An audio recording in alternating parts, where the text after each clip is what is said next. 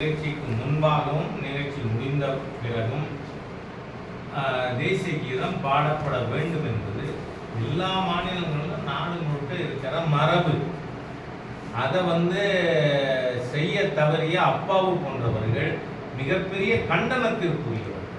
ஏன்னு சொன்னால், தமிழ்நாடு எப்படி இந்த திரவிடியன் ஸ்டாக் அரசாங்கம் செயல்படுதுன்னு சொன்னால், ஏதோ தமிழ்நாடு தனி நாடுங்கிற மாதிரி. கவர்தார் மிஸ்டர் ஸ்டாலின், நீங்கள் இந்த மாதிரியாக நடந்து கொள்வது என்பது மிகப்பெரிய பின்விளைவுகளை உங்களுக்கு ஏற்படுத்தும் என்பதை நான் எச்சரிக்க விரும்புகிறேன். ஏன்னு சொன்னால், தேசிய கீதம் பாடுறதுல உங்களுக்கு என்ன, உங்களுக்கு தமிழ்தாய் வாழ்க்கை தான் பாடவே தெரியாது, துப்பு கிடையாது. ஏன்னா கோயம்புத்தூரில் பெரியார் இது துவங்கி வைக்கிறதுக்காக போயிட்டு முதலமைச்சர் நிகழ்ச்சியிலேயே தமிழ்தாய் வாழ்க்கை பாடுது. ஆகவே அந்த மாதிரியாக இன்றைக்கு இருக்கின்ற ஒரு மாநில அரசாங்கம் மிக மோசமானதாக செயல்பட்டு கொண்டிருக்கு. அதுக்கு காவல்துறை துணை போவது என்பது வன்மையாக கண்டிக்கத்தக்கது, தவறு. காவல்துறை தன்னை திருத்திக் கொள்ள வேண்டும். தேசிய பாதையிலே போறதுக்கு காவல்துறை எந்த தடையும் இருக்கக்கூடாது. இன்னைக்கு எப்படி டிஎம்கேக்கு இட் இஸ் ஆன்டி நேஷனல் ஆக்டுங்கிறேன்னா, திமுகக்கு எப்படி நீங்க இன்னைக்கு ஆர்ப்பாட்டத்துக்கு காவல்துறை அனுமதி கொடுத்தீங்க?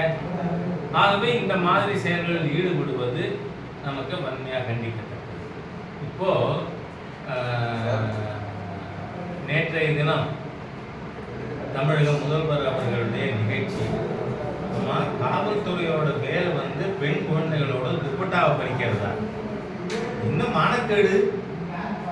பெண் குழந்தைகள் அங்க வந்திருக்காங்க, அவங்க துப்பட்டாவை நான் கேட்கிறேன், இங்க மானம் இல்லாம துப்பட்டா போடாம இருக்கணும்னு திமுக முடிவு பண்ணா அது உங்க விஷயம்.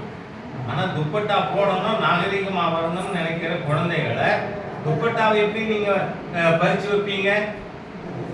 இது என்ன அநாகரிகம்? சரி, சல்வாரும் கம்மீஸும் கருப்புலா போட்டிருந்தா என்ன பண்ணும் இந்த காவல்துறை? என்ன பண்ணியிருப்பீங்க? அருவருப்பா இல்லை? ஆகவே தமிழ்நாட்டில் காவல்துறை ஏதோ திராவிட முன்னேற்ற கழகத்துடைய பாய்ஸ் ஸ்கவுட் ஏவல் துறை மாதிரியா செயல்படுறது, பெண்களை அவமானப்படுத்துறது. ஒரு பெண் குழந்தையோட துப்பட்டாவை எடுப்பீங்களா நீங்க? ஆகவே இந்த மாதிரியான அநாகரிக செயல்களில் காவல்துறை ஈடுபடுவதை தயவு செய்து நிறுத்தி கொள்ள வேண்டும்னு கேட்கிறேன்.